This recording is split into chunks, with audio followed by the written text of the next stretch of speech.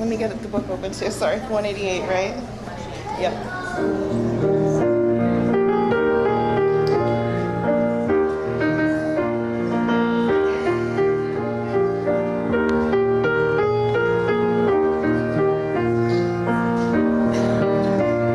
This one, you can sing along. Come, come, whoever you are, wanderer, worshipper, lover of leaving. Ours is no caravan of despair. Come yet again, come. Come, come, whoever you are, wanderer, worshipper, lover of leaving. Ours is no caravan of despair. Come yet. There's another part. Here's how it goes. Though you've broken your vows 1,000 times, though you've broken your vows, and it just keeps going like times. Though you've broken your vows 1,000 times, though you've broken your vows 1,000. And you could do that one if you want. Come, come, whoever you are, wanderer, worshipper, lover of leaving. Ours is no caravan of despair. Come yet again, come. Though you've broken your vows 1,000 times, though you've broken your vows 1,000 times, you've broken your vows 1,000 times, though you've broken them all. And one more time, we'll say, come, come, whoever you are, wanderer, worshipper, lover of leaving. Ours is no caravan of despair. Come yet again, come. Good morning, and welcome in.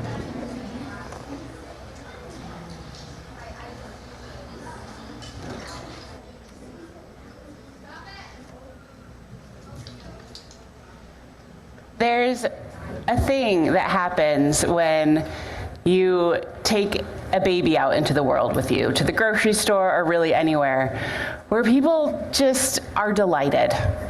They stop and they need to engage with the baby and make it smile or do something. And I was talking to a friend who has a 15-month-old this week and said she has to budget extra time anytime she takes her baby out because people just want to say, you exist and isn't that wonderful to the baby. But then there's a thing that happens, probably by the time you're in school, where people don't do that to you anymore. They don't greet you with, you're just such a marvel. You exist. Isn't that amazing? And maybe that should, because I think the babies don't really need that kind of affirmation. They're okay. They don't really understand what's going on. But maybe the rest of us do. So I invite you, maybe now, maybe later, to look at others with that sense of wonder that you exist, and that is a miracle energy. Or maybe just look at yourself in the mirror to remind yourself that you are wonderful and you are here. So with that energy, let us gather into this spirit of worship. Let us be in community. Come, let us worship together.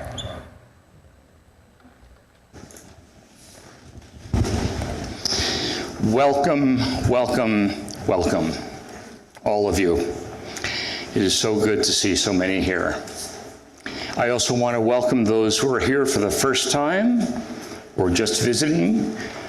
Please try to make yourself at home, ask questions of others. There's a wall of pamphlets in the foyer that you can help yourself to. And I also want to invite you to try our wonderful coffee. It is great. So, as Unitarian Universalists, we share many values, and we also come to the table with our differences. We are challenged to do our own looking for what matters to us most and what matters to other people and to all creatures and to the world and to the community around us and to the environment. And then say what it is that we do care about. And from those questions and answers, we come together in community. You are invited to please bring your full identity, your joys and sorrows, and your openness to what is around you in community each week. Please do not hide or erase any part of who you are. It's what makes us whole. That last set of words was from Reverend Sue Browning. Thank you and welcome.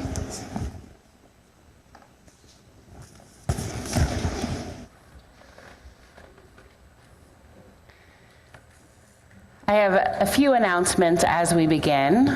First, we have a legacy giving seminar after church today in room 19. That's the room at the top of the stairs. So this is a chance to learn about the long-term financial well-being of the church and some of the goals and challenges we have, and how you might be able to play a part in that.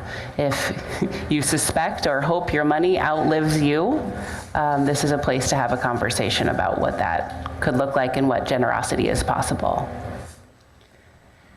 2 weeks from yesterday, so the second Saturday of October, we're starting a new program that we're calling Second Saturday Potluck and Programs, but it needs a snappier title, so maybe you can come up with something. But the idea is to cluster some of our church programs on the same day. So we'll have a morning session of activities, a potluck lunch for anybody who's here, and an afternoon session. So our first go, 2 weeks from yesterday, we'll have a building and grounds work day, pasty making, and a one-session history class that I'm teaching on the history of racism and anti-racism within this church and within Unitarian Universalism more generally, which is a lot to fit in one session, but we'll do our best. So come for the day, or just come for lunch if that's all you want to do. That's fine too. October 11th, there's more information in the newsletter.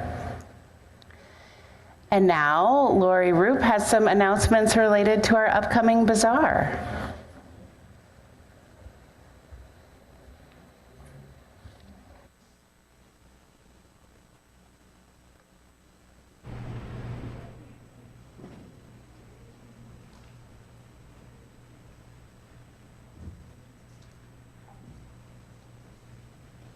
Good morning.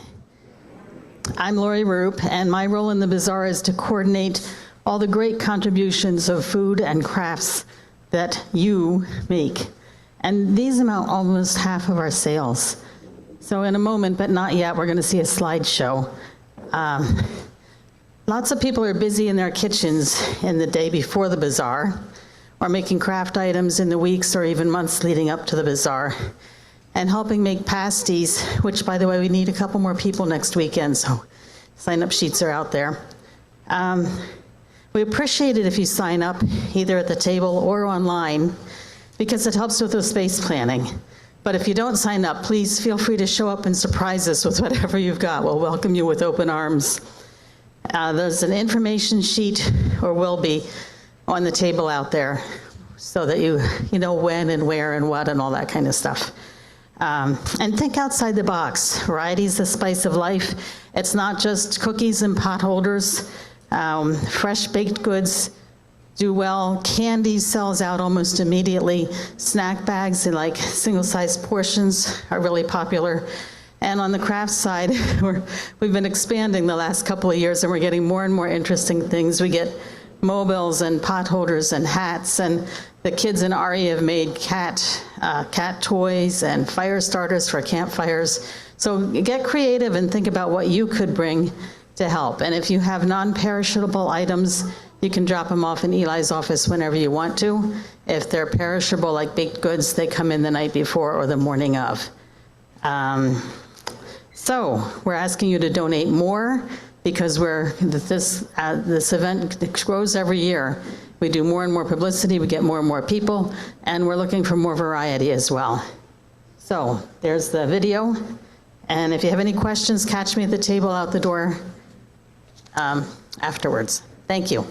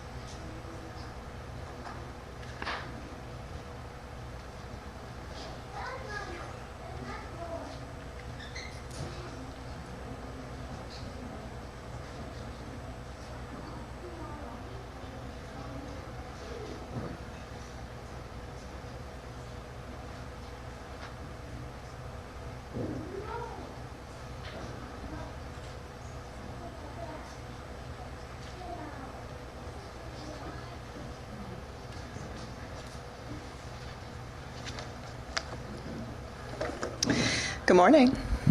I hope you're all looking forward to the bazaar. I am. But at this time, I invite you to rise and body your spirit to sing our opening song together. It is it's a call and response, so I'm going to call it and you're going to response it.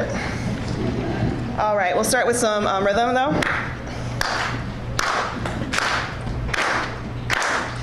You gotta put one foot in front of the other and lead with love. Put one foot in front of the other and lead. There's no lyrics for this one. You gotta put one foot in front of the other. That's right. And lead with love. Put one foot in front of the other. I'm gonna do reverse. Don't give up hope. You're not alone. Don't you give up. Keep moving on.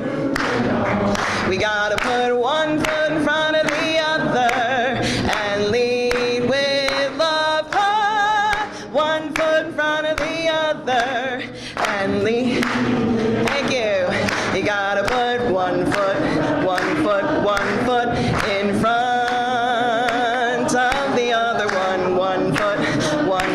One foot, and lift up your eyes. Don't you despair. Look up ahead. The path is there. You gotta put one foot in front of the other and lead with love. Put one foot in front of the other and lead with. I know you're scared, and I'm scared too. But here I am, right next to you.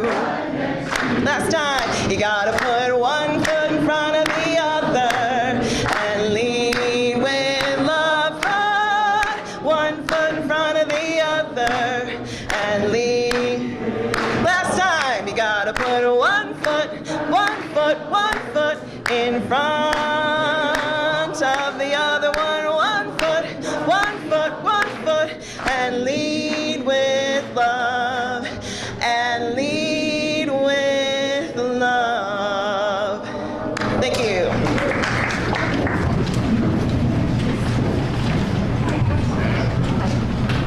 This time, I would like to invite Herschel up to help us light the chalice.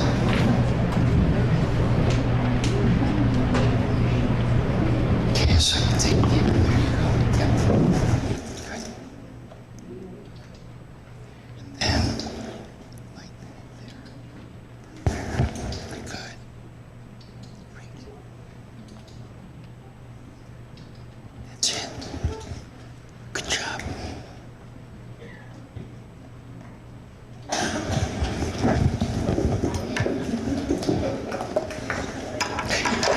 I have completely neglected the words for lighting the chalice. We light this chalice for our children and youth. and for us, celebrating the flame of faith lit in each of us, honoring the light each of us brings into the world, rejoicing in the community we create together. And those words were written by Christian Smith and Alexis Capon.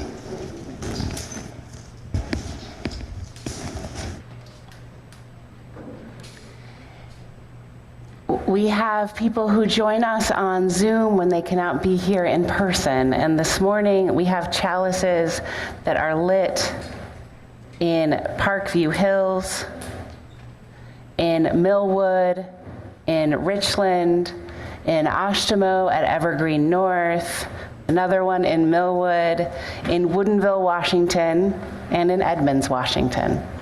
What a gift it is to be all together in time, even when we are spread apart.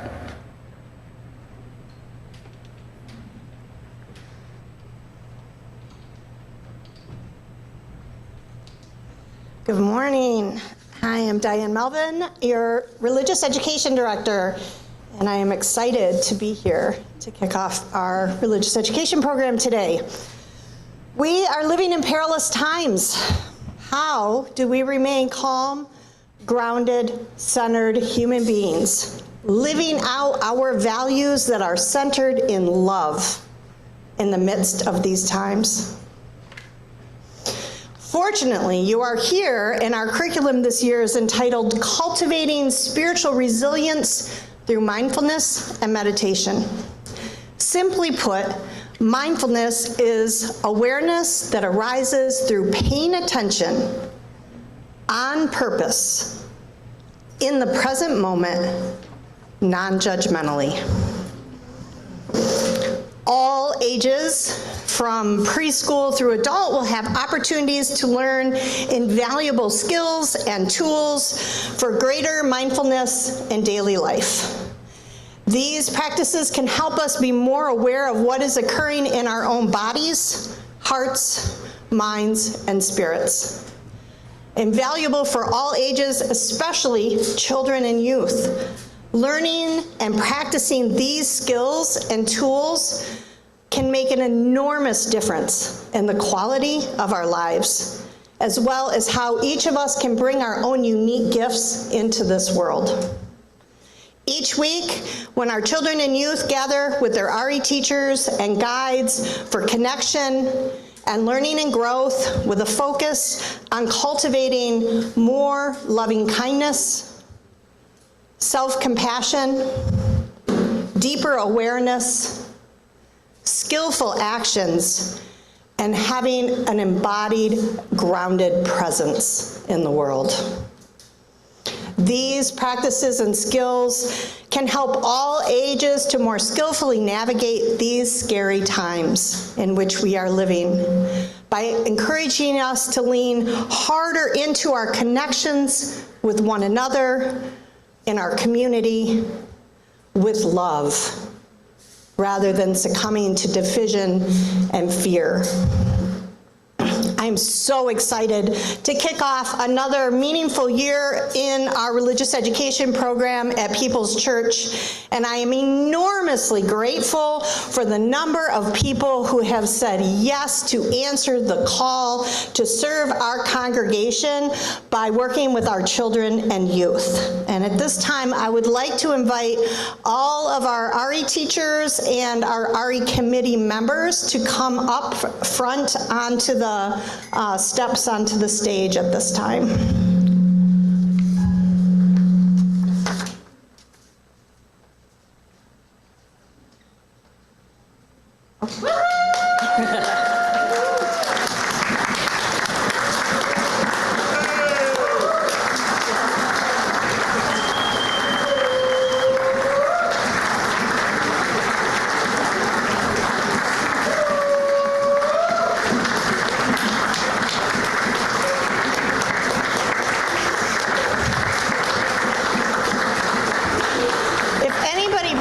With them, this would be a great time to take a picture. Rick Johnson, you're my man.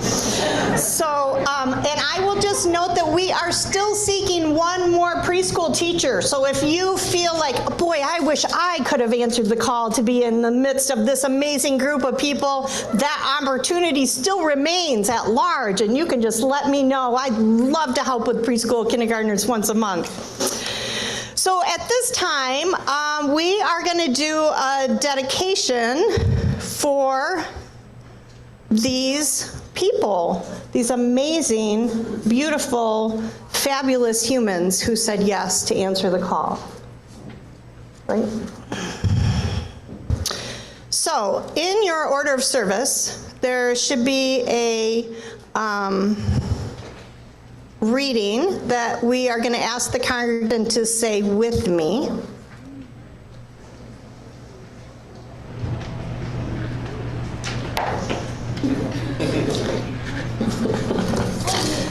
So I'm gonna start, and I'm gonna invite you to join with me.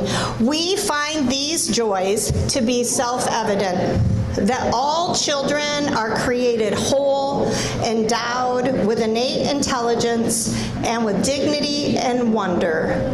All children are worthy of respect as the embodiment of life, liberty, and happiness. Children are original blessings, here to learn their own song. Every child is divided to love, dream, and belong to a loving community. And now, if the RE teachers all have access to an order of service, let us say this together. We affirm our duty to nourish and nurture the young, to honor their caring ideals as the heart of being human. We recognize the early years as the foundation of life and cherish the contribution of children to human evolution.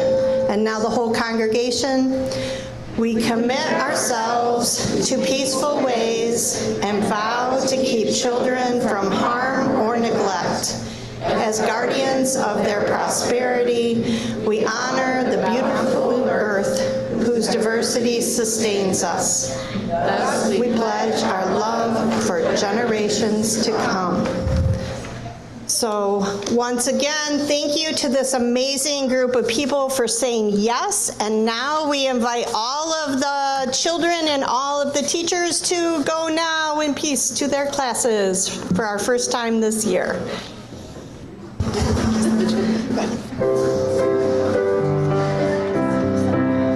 Go forth in peace, in search of wisdom, with love to guide you on your way.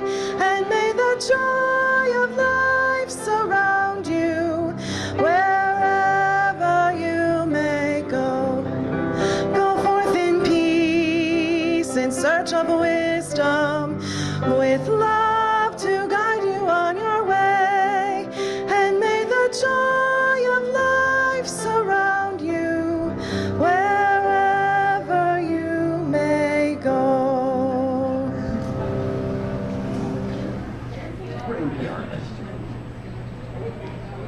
People's people are generous people. And one of the gems of our religious education program is the Our Whole Lives Comprehensive Sexuality Education Program. Our children learn it, and we try to offer to our adults every once in a while.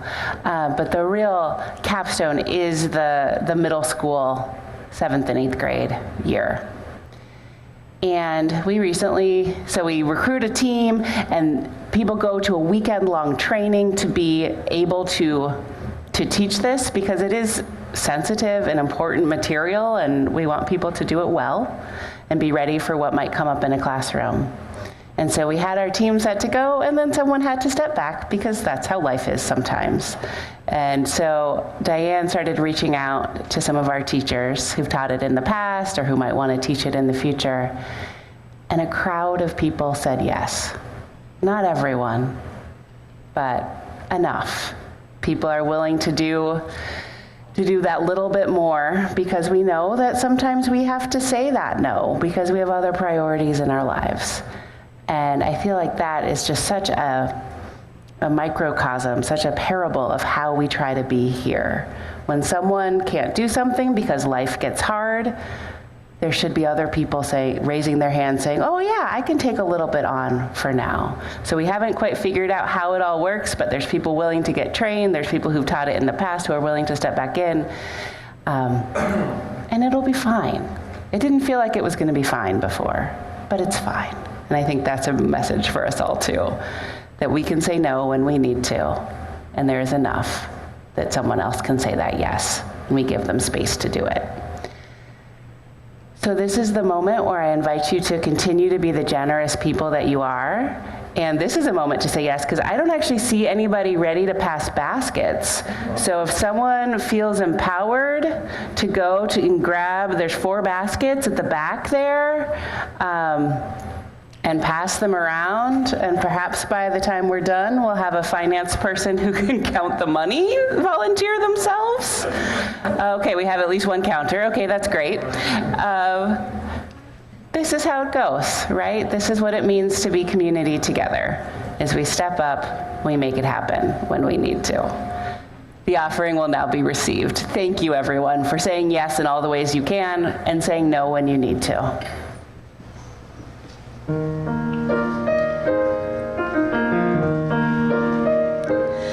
For all that is our life, we sing our thanks and praise. For all life is a gift which we are called to use to build the common good and make our own days glad.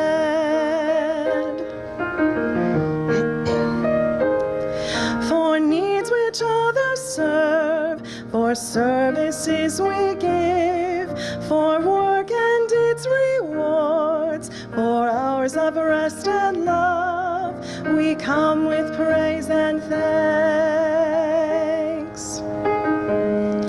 For all that is our life, for sorrow we must bear, for failures, pain, and loss, for each new thing we learn, for fearful hours that pass, we come with praise and thanks. For all that is our life, for all that is our life, we sing our thanks and praise. For all life is a gift which we are called to use to build the common good and make our own days glad.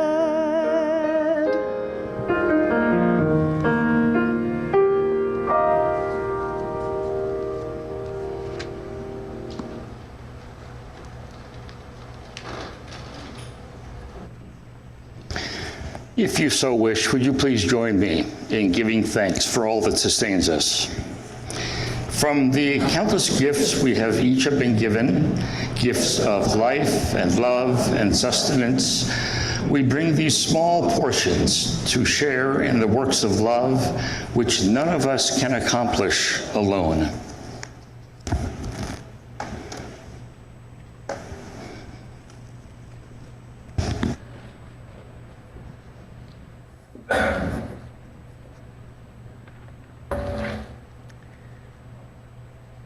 This is a community that supports one another. One of the ways we do this is we take time when we gather to share the joy and sorrow and important milestones of our lives. So if you have something you wish to share with our community, if you're with us on Zoom today, I invite you to type it into the chat box. If you're here in person, I invite you to place a stone in our bowl of water, speak briefly, and share your name.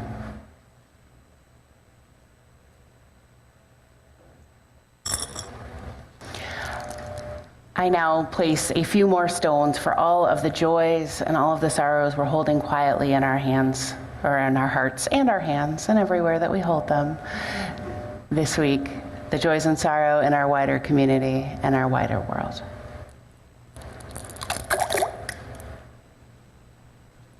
sources of reason and radiance, sources of courage and compassion. Keep watch with those who work and watch and weep this day.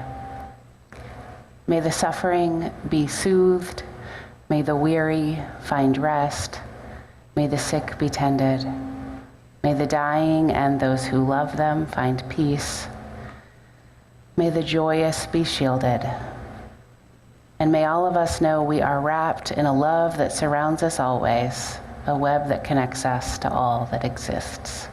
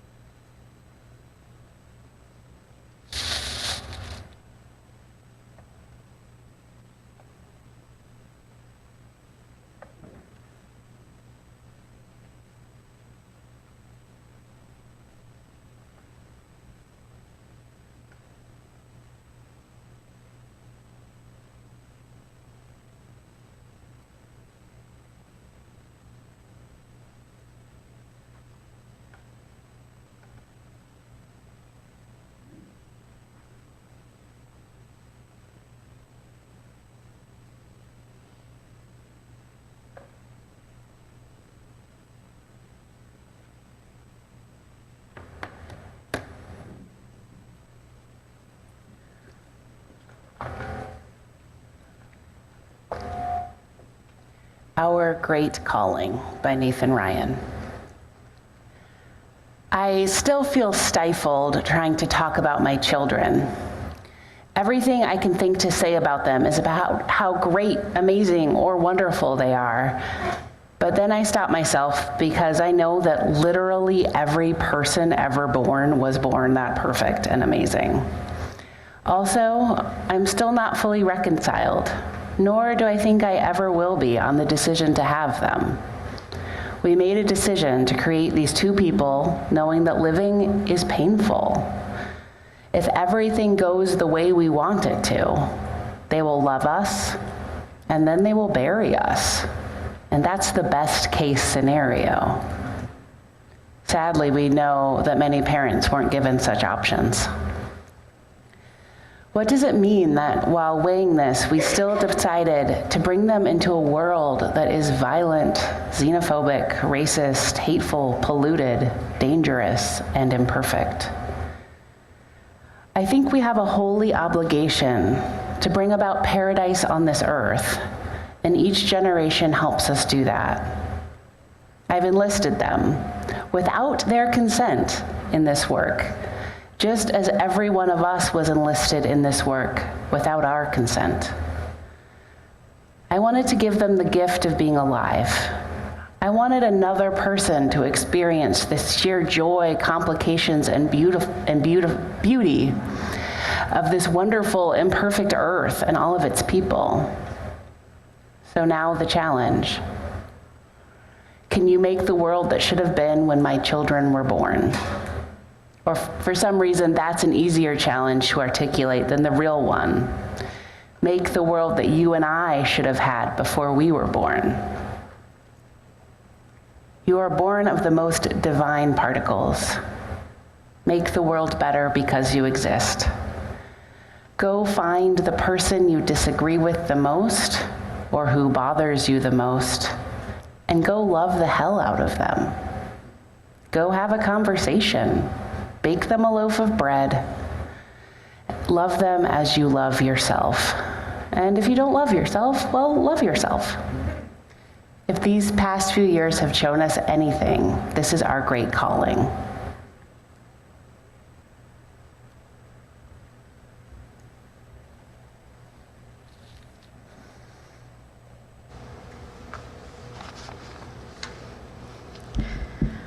Our musical meditation this morning comes to us by way of Peace in Nature Camp, and it has motions to it, but our children, who normally model those motions for us, are in class. So, since we've sung it like 3 or 4 times and over the summer, I'm wondering if there are any brave adults who would be willing to come to the front and show us the motions.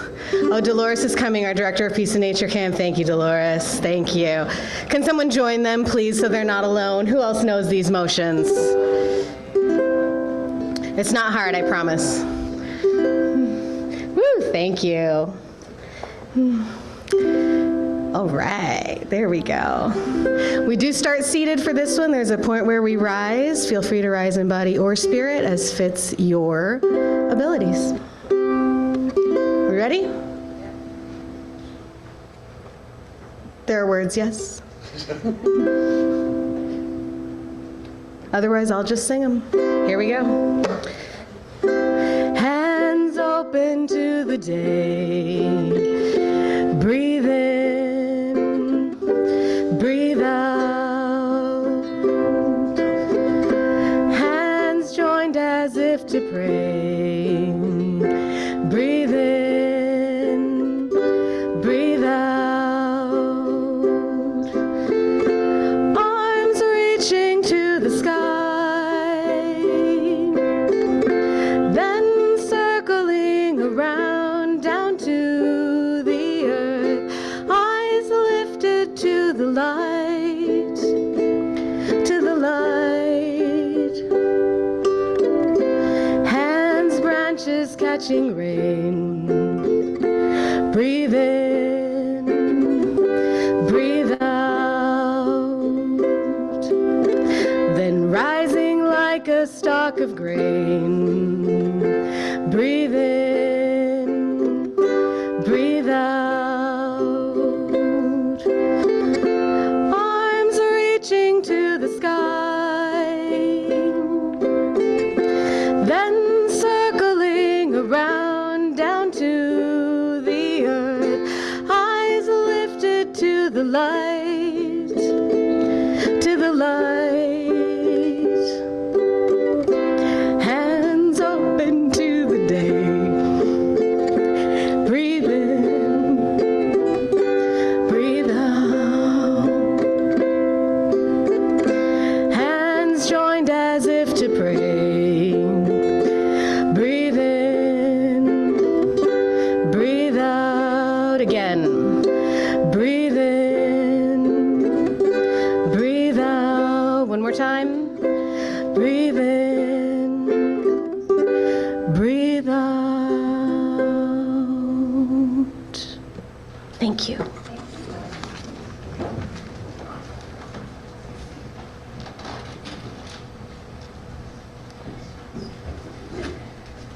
This next poem is called Wedding Cake by Naomi Shihab Nye.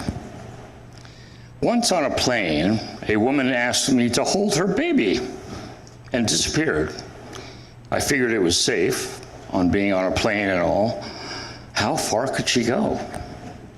She returned 1 hour later, having changed her clothes and washed her hair. I didn't recognize her. By this time, the baby and I had examined each other's necks. We had cried a little. I have a silver bracelet and a watch. Gold studs glittered in the baby's ears. She wore a tiny white dress, leafed with layers like a wedding cake. I did not want to give her back.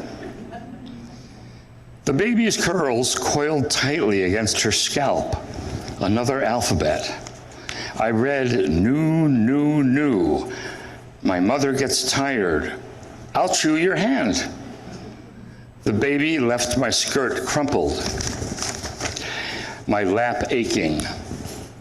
Now, I'm her secret guardian, the little rub of dream that rises slightly but won't come clear. As she grows, as she feels ill at ease, I'll bob my knee. What will she forget? Whom will she marry? He'd better check with me. I'll say once she flew dressed like a cake between two doilies of cloud.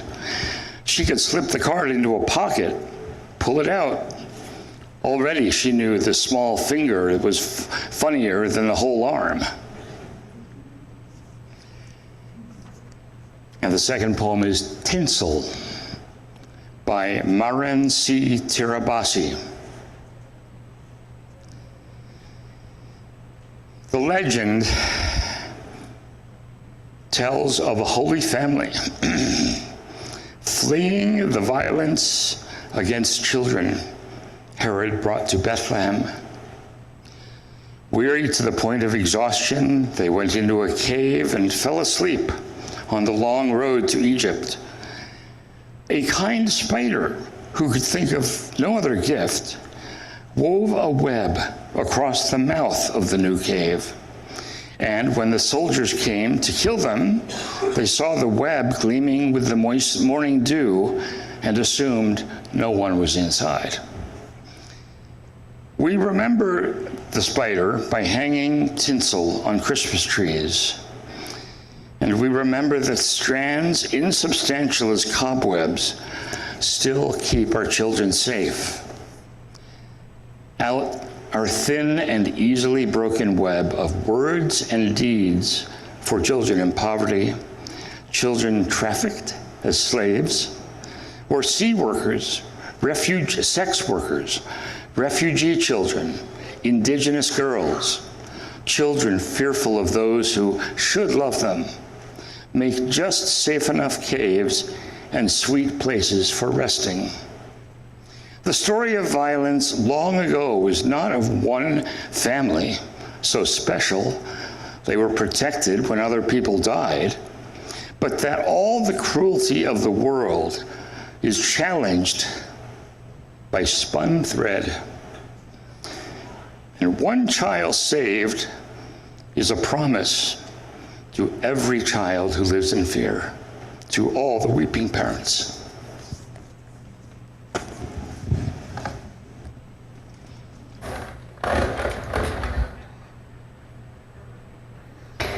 And our final reading today is from a work of theology called Crisis Contemplation, Healing the Wounded Village by Barbara Holmes. In the West and in other industrialized nations, nuclear families have severed generational, village, and local connections in favor of privacy and isolation. Because our economic priorities require a mobile workforce, often the market decides where and how we live. When both parents are in the labor force, care of the young and the elderly must be relegated to caregiving businesses. And when this occurs, something else is lost. Without realizing the implications, we have decided that only the knowledges that can be agreed upon, memorized, and transmitted through reading and writing have value. Traditionally, village engagements in the raising of children, including introduction to the mysteries of the elders and the ancestral realm. The child has recently come from the realm of the ancestors, and the grandparents are on their way there. There is much wisdom and special knowledge to be imparted between these generations. So the parents encourage the development of strong relationships between children and elders. Villages of care and training include elders, neighbors, and introduction to everyday mysticism and the spiritual vibrancy of multiple realities.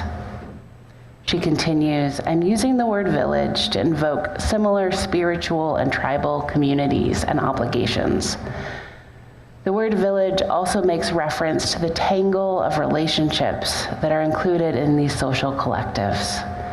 Sometimes villages are structured and complex, sometimes fleeting and ephemeral, but always there is a shared sense of identity, responsibility, belonging, and spiritual expansiveness. When there is a crisis, it takes a village to survive.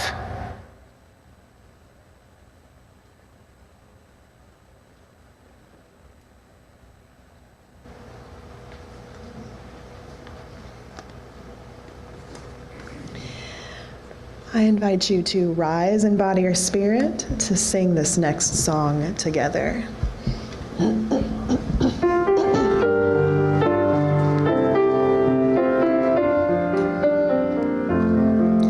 We laugh, we cry, we live, we die, we dance, we sing our song. We need to feel there's something here to which we can belong. We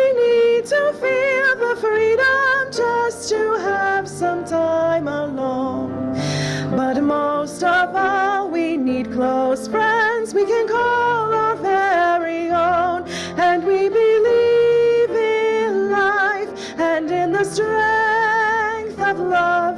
And we have found a need to be together. We have our hearts to give. We have our thoughts to receive. And we believe that sharing is an answer. A child is born among us and we feel a special glow. We see time's endless journey as we watch the baby grow. We thrill to hear imagination freely running wild. We dedicate our minds and hearts to the spirit of this child. And we believe in life and in the strength of love. And we have found a time to be together. And with the grace of age, we share the wonder of youth. And we believe that growing is an answer. Our lives are full of wonder and our time is very brief. The death of one among us fills us all with pain and grief. But as we live, so shall we die. And when our lives are done, the memories we shared with friends, they will linger on and on.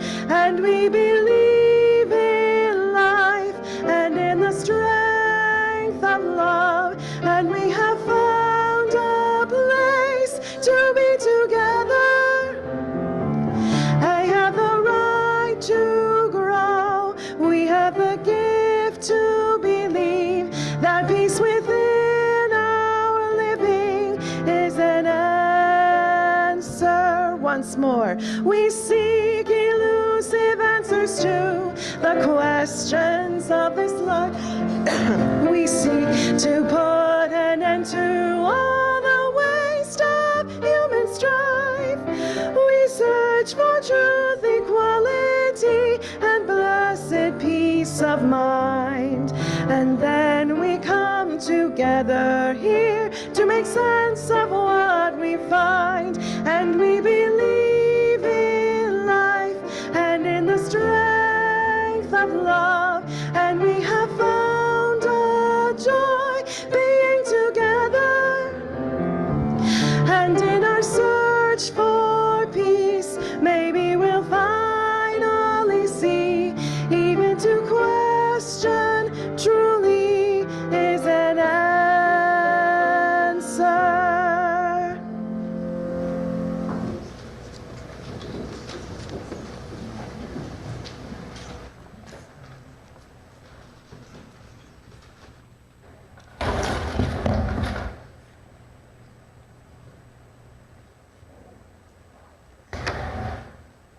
I was raised in a Unitarian Universalist congregation a lot like this one. It was in large part my village.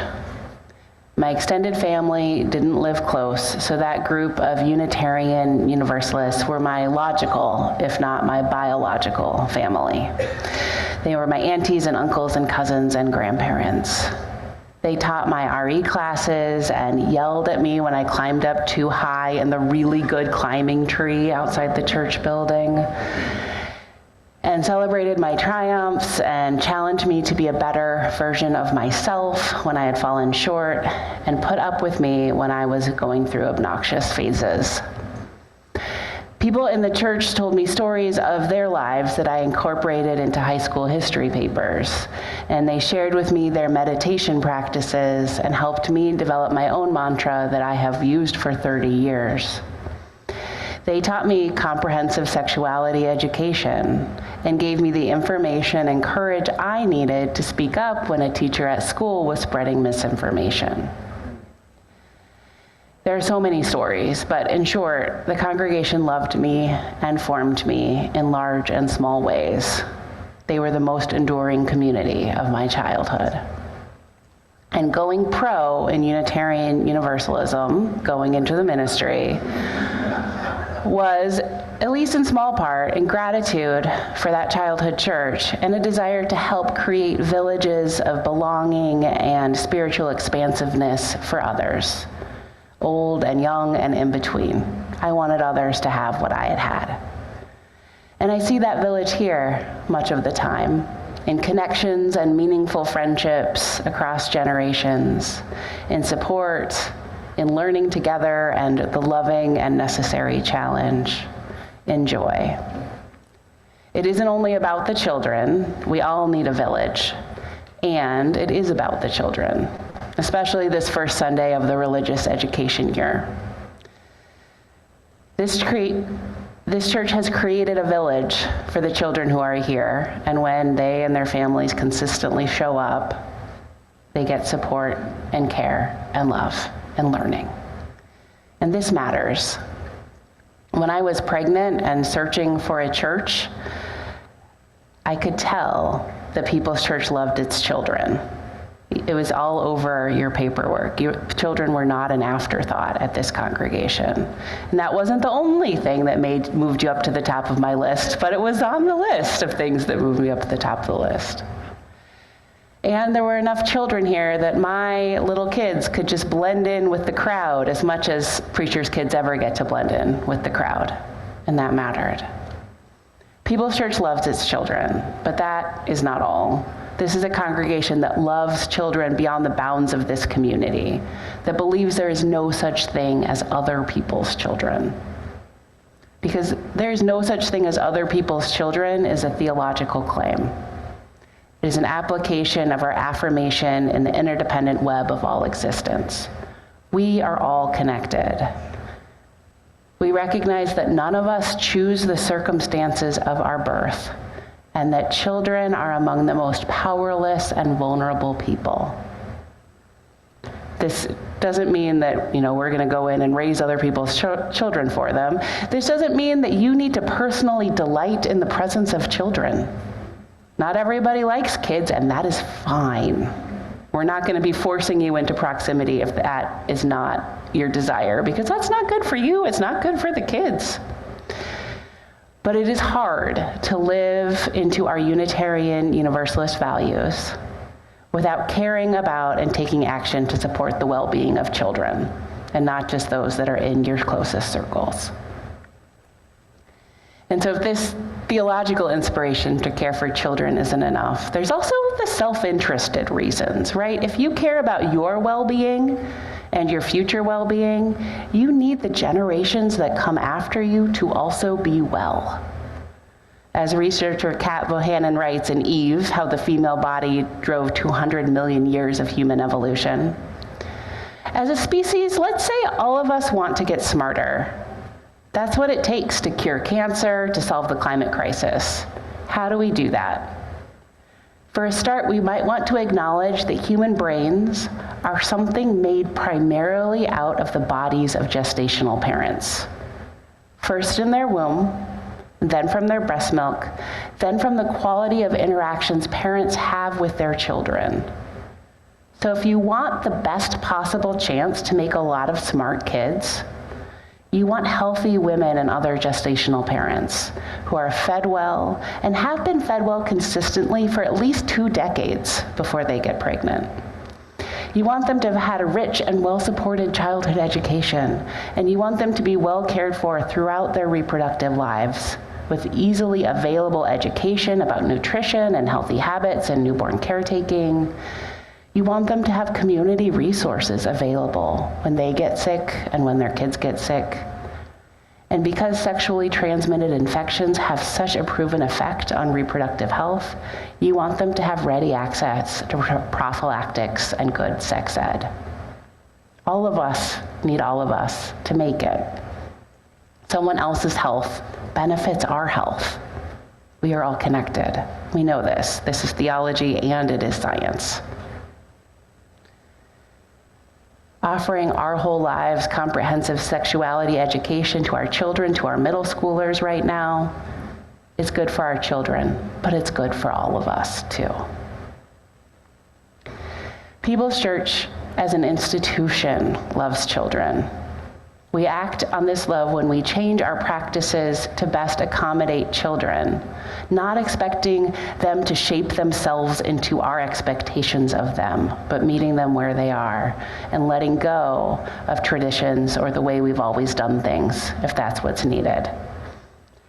My family went to Europe this summer, and we visited a lot of historic churches. Beautiful, historical, and my children were so disappointed that none of these churches had toys or playgrounds or places to color. Because you all taught them that churches are supposed to be places that offer those things, that are, places of meaning, but also places of fun, that is a delight to go to. And this is really special. Our church is known for having the best toys of all of the congregations in Kalamazoo. Other clergy tell me this, and they say, this is what People's Church does. We should have better toys at our church or our congregation or whatever. And it matters, right? This year, as we launch a new religious education program year, we're changing how we've done things to better accommodate the children and to better share the burdens of running our excellent religious education program among ourselves.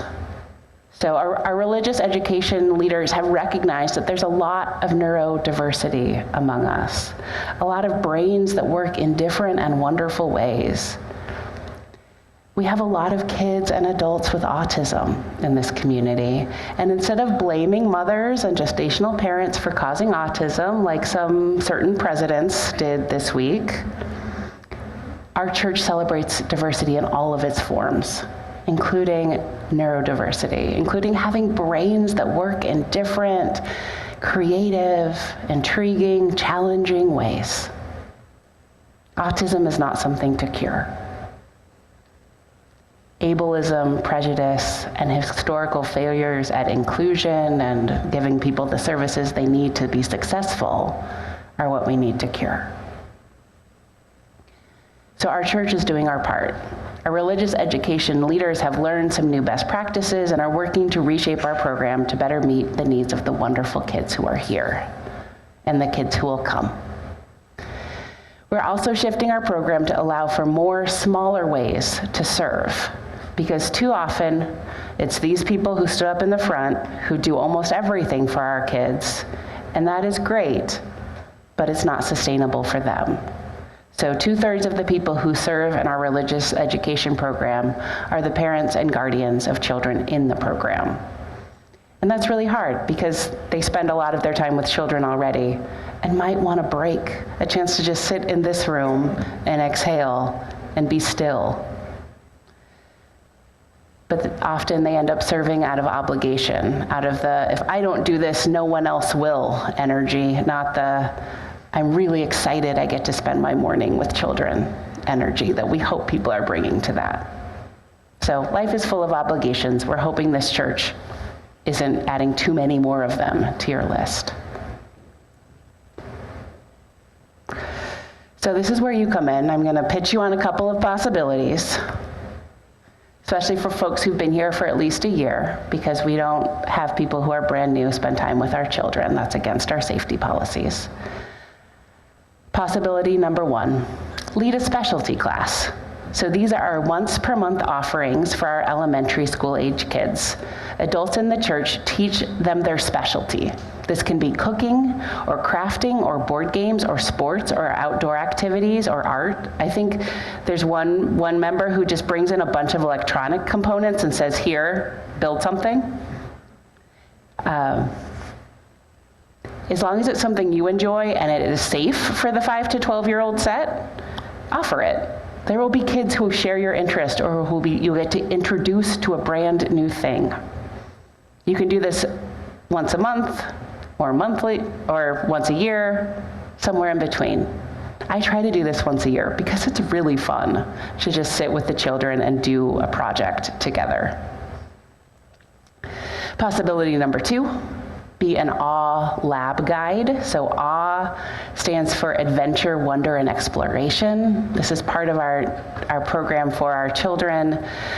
That's part of the mindfulness curriculum that gives the children a chance to go deeper on some of the activities that have been part of the curriculum. So once a month, the kids can either stay in the service with all of us or go deeper on these mindfulness activities.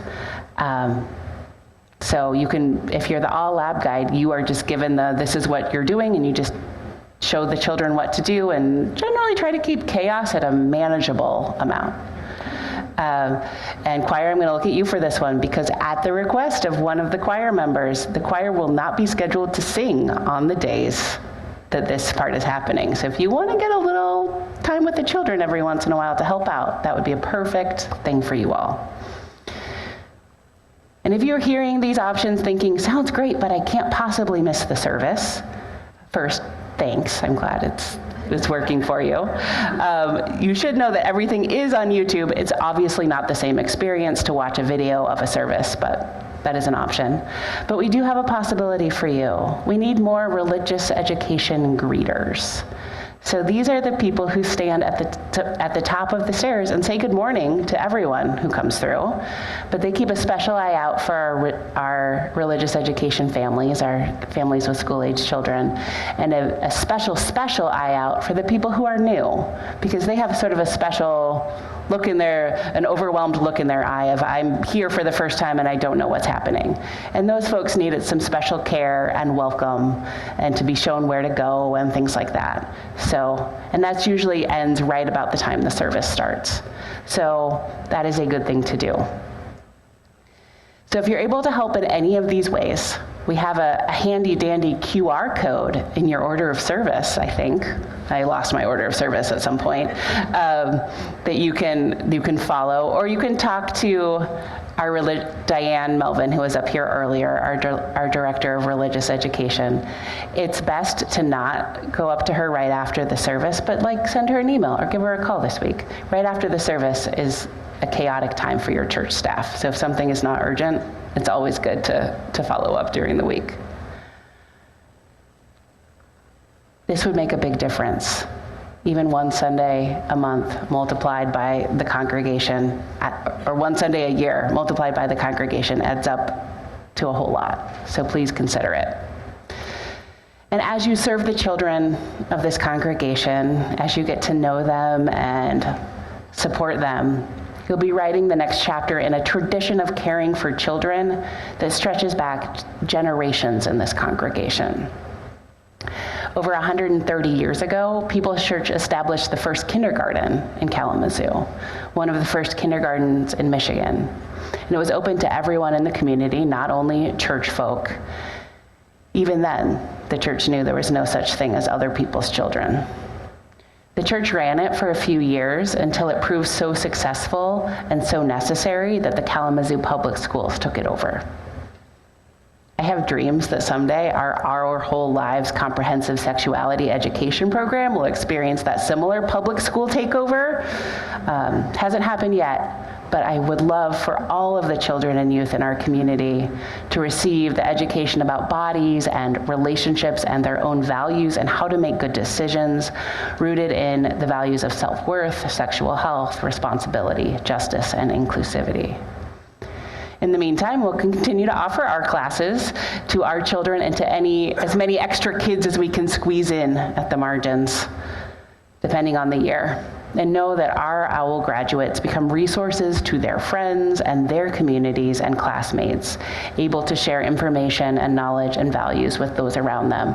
And many of them interrupt what is happening in their classrooms to say that is not actually the truth, which is awful that we have to teach our children to do that. And it is beautiful that they're willing to. And we care for children in so many other ways here. We've been partners with Lincoln Elementary School for years, offering time, talent, and treasure to help the children there learn and grow and succeed. We'll have our annual special offering for them later this fall. People's People were leaders in the efforts to pass the millage to better serve homeless families with young children in our community. The work we're doing meeting the needs of some of the most valuable, vulnerable and valuable community members through our refugee support work and resistance and resilience work includes care for vulnerable children. Like the spider and the poem Matthew read earlier, we're doing what we can to weave fragile webs of protection. Our thin and easily broken web of words and deeds we hope can make just safe enough caves and sweet places for resting for the most vulnerable among us. In our child dedication rituals here at the church, when we dedicate ourselves to our children, we name an aspiration. May we be worthy guardians of these young lives. May we build a community in which they will grow old, surrounded by beauty, embraced by love, and cradled in the arms of peace. May that be our hope for the children in this congregation, the ones we sang off to learn together, and all the children beyond this congregation as well. And may that hope inspire us to action within and beyond the bounds of this community. May it be so. May we make it so. And amen.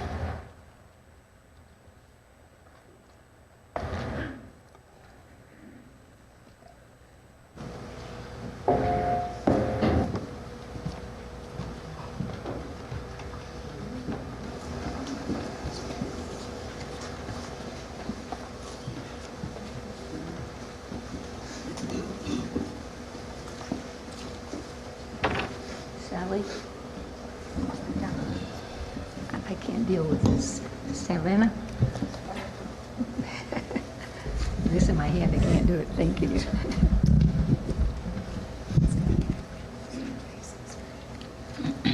All right, I invite everyone to rise in body and spirit to join the choir on our closing song.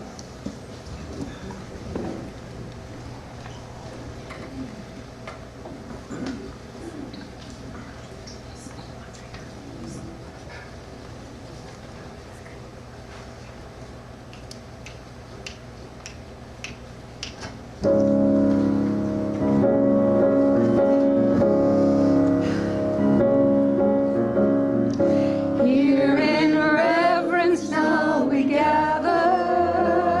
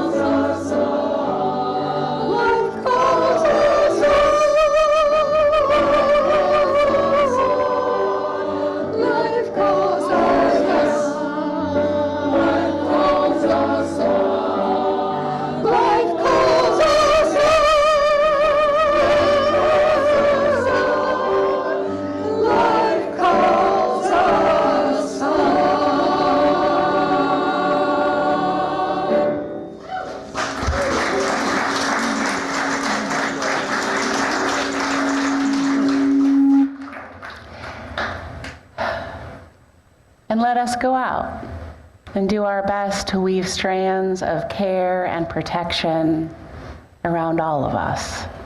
We all are in need of care these days. May we ask for what we need and give as generously as we can. Let us go in peace and go in love.